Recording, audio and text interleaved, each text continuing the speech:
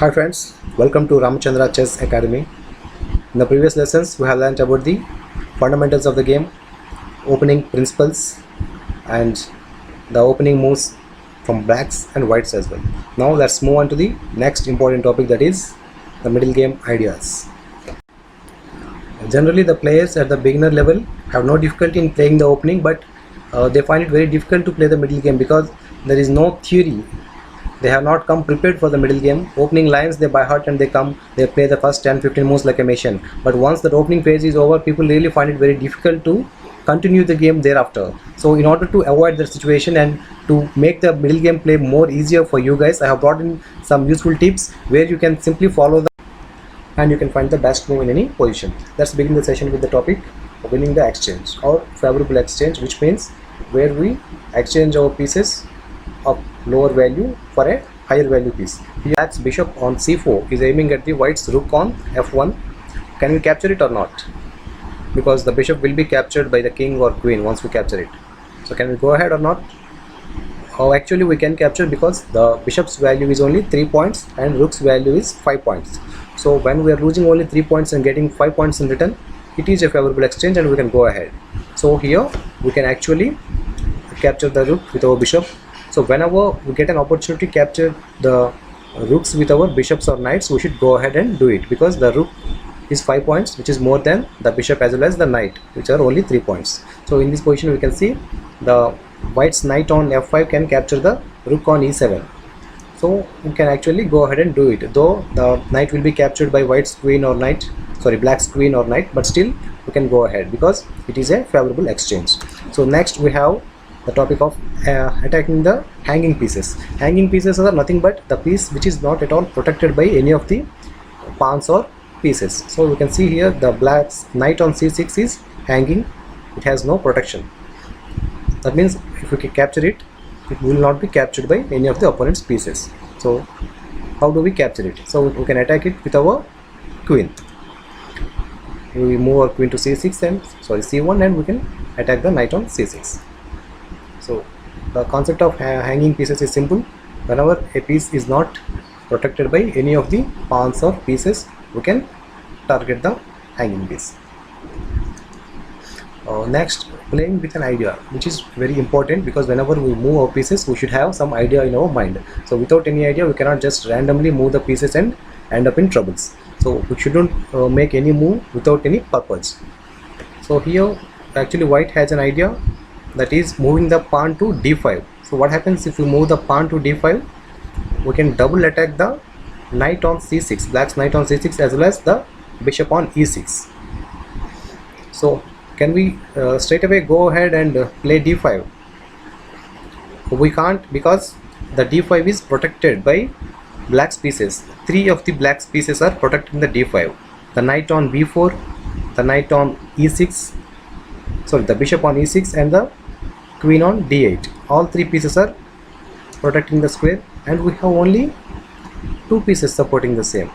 We have only the knight on c3 and the queen on d1 supporting the d5 pawn. So but opponent has 3 pieces. So when he has more pieces than us attacking the same square, he will win the exchange. So it is not a good idea to move the pawn straight away to the d5 square. So what we need to do is we need to bring in additional forces so that we can play the move of d5, creating a double attack in the opponent's pieces. So in order to do that, white has first moved the bishop to e4. So by moving the bishop to e4, what happens? Once we bring in this bishop from b1 to e4, we are giving more support to the d5 square. So we are bringing additional forces. So here when white plays the move e4, so there is some idea behind it. What is that idea? To push the d5 pawn, prevent the d5 pawn. What should black do here? He can either move the knight to d5 or he can simply move away the bishop from e6 so that he can avoid the double attack. Okay, so this is called playing with a idea, so playing with some purpose. So next we have developing with a tempo. So in this position you can see it's white's turn to move, and if he wants to move the rook on a1, he has 3 squares to move, b1, c1, d1. Definitely not e1 because the bishop on a5 is attacking the e8 square, e1 square. So he can move the rook to b1, c1 or d1. So which is the better option here? He has 3 choices. So here we have another topic called tempo, developing with a tempo. So by moving the rook to c1, we gain a tempo. We develop the rook as well as we are gaining a tempo because the rook and queen in the same file and they are attacking the knight on c6. So here we are gaining a tempo. So in the next move, black has to defend this knight. He cannot just ignore it, he has to defend it. So black has to waste one move defending the knight on c6 because we have created a attack with 2 pieces. Our next topic is pawn chain. You can see now black can capture the knight on f3 with his bishop. So after he captures the knight on f3,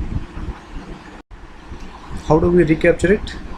It is important to note that we should not disturb our pawns, shouldn't create weak pawns. So if we capture with our pawn, what happens? We create 3 weak pawns in fact. So we are simply breaking the pawn chain, exposing our king and inviting the opponent's pieces to attack us. So this is the wrong way of doing it. So many beginners tend to do it. It is a blunder actually. So instead you can capture with your knight. Also it is not advisable to capture with the queen because during the early part of the game we should not move the queen towards the center of the board. It is called premature queen and which is again dangerous. So instead capture with the knight. So it is not at all advisable to capture with the pawns because it totally destroys our pawn structure and creates so many weak squares. So when here we have another concept, double attack. So in this diagram you can see white wants to move his queen. He has 3 squares to move because there is one hanging piece on c6. The black's knight on c6 is hanging, so we want to attack the knight. So we can attack it from c1, c2 or c3, any of the 3 squares. But which is the best square to place our queen? If we move to c3 or c1, we are attacking only this knight. Instead, if we move our queen to c2, we can attack 2 pieces. We are attacking the knight on c6 as well as the knight on h7. Our king cannot capture our queen because our queen is protected by the bishop on b1. So this is called creating double attack. So whenever we get a chance to attack our opponent's pieces, we should try to create a double attack because it is very difficult to avoid double attacks. So these are some basic middle game ideas to start with. In the coming lessons we are going to go deeper into each of the concepts. So there are a lot more concepts in the middle game which we are going to discuss in the coming lessons. This is only to give you a glance about the middle game and how to think in the middle game, how to create ideas, how to create threats and how to place our pieces in a better position. So this is all about the basics of middle game. So we will get more insight into the middle game in the coming lessons. That's it guys. Thank you for subscribing and watching to Ramachandra Chess Academy. Thank you.